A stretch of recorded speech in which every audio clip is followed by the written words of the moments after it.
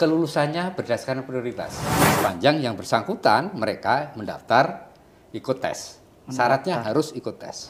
Bagi teman-teman atau sobat-sobat yang tidak masuk dalam database tenaga non-SBKN, masih ada peluang untuk mengikuti seleksi P3K tahun 2024 ini. Syaratnya adalah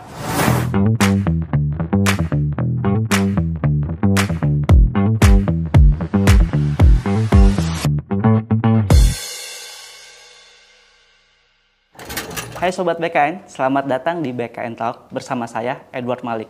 Kali ini kita akan bahas tema spesial yang paling ditunggu-tunggu oleh para calon ASN, yaitu seleksi P3K 2024 untuk siapa? Nah, sesuai dengan tema yang spesial kali ini, tentunya narasumber kita juga spesial loh. Kali ini saya sudah bersama dengan Deputi Bidang Mutasi Kepegawaian BKN, Bapak Aris Windianto. Selamat datang Pak Aris. Selamat sore Mas Edo. Apa kabarnya nih Pak Aris? Kabarnya baik. Ya, sebelumnya terima kasih sudah menyempatkan waktunya untuk datang ke sini ya Pak.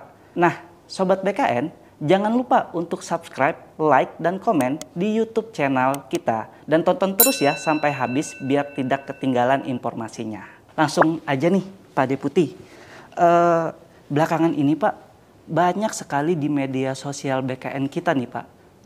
Netizen yang bertanya-tanya terkait dengan seleksi P3K 2024 Pak. Nah, sebenarnya Pak, siapa sih yang bisa mendaftar dalam seleksi P3K 2024 ini Pak? Terima kasih Mas Edo. Rekan-rekan atau Sobat BKN, bahwa pada tahun 2024, sedikit saya jelaskan, pemerintah melakukan pengadaan calon ASN, yaitu untuk CPNS dan P3K, ditambah lagi satu lagi yaitu untuk calon taruna sekolah kedinasan. Dasar aturan untuk pengadaan ini ada Permenpan nomor 6 ya, tahun 2024 tentang pengadaan pegawai ASN, kemudian keputusan Menpan 347 tahun 2024 tentang mekanisme seleksi P3K 2024. Kemudian ada Kemenpan 348 2024 tentang mekanisme seleksi P3K khusus untuk guru. Nah, dalam aturan itu khusus untuk P3K ada sekian banyak formasinya, cukup banyak untuk tahun ini, 1 juta lebih yang jelas. 1 juta. Untuk P3K saja 1 juta lebih. Nah, siapa yang berhak atau bisa mengikuti seleksi P3K tahun 2024 ini? Seleksi P3K 2024 diperuntukkan untuk yang pertama, ex-THK 2. Jadi, ex-tenaga honorer kategori 2 yang datanya ada di database BKN. Database tenaga honorer K2. Kemudian, tenaga non-ASN yang masuk ke database di BKN.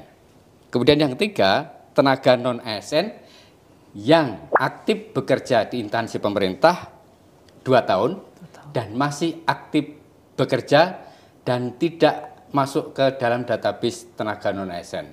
Jadi 3 kelompok ini yang bisa mendaftar atau mengikuti seleksi P3K tahun 2024, tentu saja sesuai dengan formasi atau kebutuhan terkait dengan jabatan dan kualifikasi pendidikan yang sesuai dengan masing-masing calon pelamar ini. Berarti dari penjelasan Pak Deputi tadi ada 3 kategori ya Pak. Yang pertama tadi ex-THK 2. Betul. Terus pegawai non-ASN yang datanya masuk dalam database BKN. Betul. Dan masih aktif. Betul. Serta yang terakhir adalah pegawai non-ASN yang masih aktif 2 tahun terakhir ini. Ya. Seperti itu ya Pak? Ya. Nah, lalu Pak, kira-kira untuk syaratnya itu dan ketentuannya apa aja ya Pak untuk menjadi atau ikut seleksi P3K tahun 2024 ini Pak? Oke, sebelum ke sana, Mas Edo, mungkin sedikit saya tambahkan untuk penjelasan yang pertama tadi. Kelompok besarnya itu untuk yang peserta yang bisa mengikuti seleksi P3K. Tapi ada turunannya, yaitu khusus untuk P3K guru. Ada tambahan yaitu pelamar prioritas.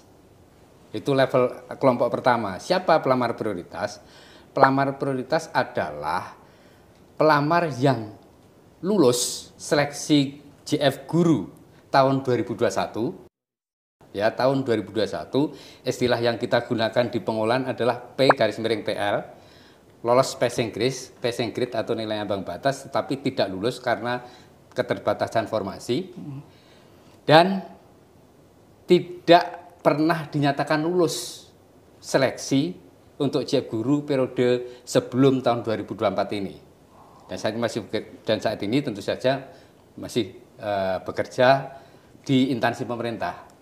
Jadi mereka yang lulus tahun 2021 untuk JF Guru bukan lulus, mohon maaf, memenuhi nilai ambang batas kelulusan, tetapi tidak lolos untuk mengisi karena keterbatasan formasi, itu menjadi prioritas pertama untuk tahun 2024 ini, untuk seleksi 2024 ini. Kemudian berikutnya sama, non-ASN yang terdaftar di database non-ASN PKN, kemudian guru non-ASN di sekolah negeri yang terdaftar di Dapodik dan aktif mengajar. Dapodik itu daftar pokok pendidik lah di Kementerian Pendidikan dan Kebudayaan.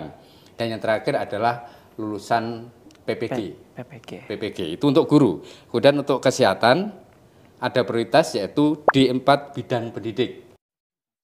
Ya, D4 bidang pendidik yang tahun 2023 itu terdiskualifikasi walaupun sudah lulus karena formasi atau kualifikasi pendidikannya tidak sesuai dengan yang dipersyaratkan, sehingga di akhir dia dinyatakan tidak lulus, maka mendapatkan prioritas untuk seleksi tahun 2024 ini. Kemudian selanjutnya XTHK2, non-ASN terdaftar di database non-ASN PKN, dan tenaga non-ASN yang aktif bekerja di instansi pemerintah.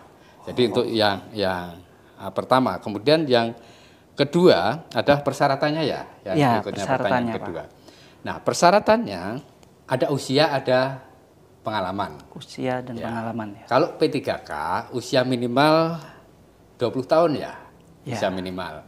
Usia maksimal karena masih mengacu pada PP 11 tahun 2017, maka usia maksimal 1 tahun dari batas usia pensiun untuk jabatan yang dilamar. Misalnya guru itu kan batas usia pensiunnya 60.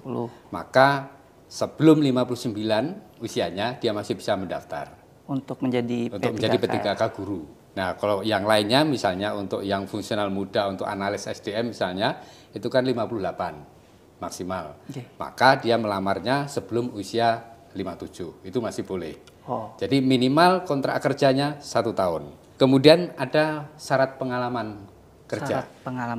Syarat pengalaman kerja adalah minimal 2 tahun untuk jenjang pemula terampil dan sebagainya, kemudian minimal 3 tahun untuk jenjang ahli muda. 3 tahun. Dan ini karena ini P3K sekarang ini ada yang khusus untuk yang khusus, terutama yang prioritas, yang urutan yang ketiga tadi, yang aktif mengajar 2 tahun di instansi tempat dia lamar, jadi ya di satu instansi gitu.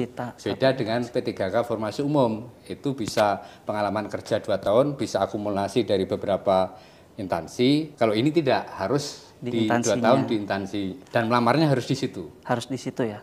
Betul. Berarti soalnya ada pertanyaan seperti ini Pak. Misalkan ada XTHK2 yang aktif bekerja di instansi A, sebutlah. Ya. Terus dia ingin melamar menjadi P3K di instansi B, atau ada orang umum ingin melamar P3K di suatu instansi.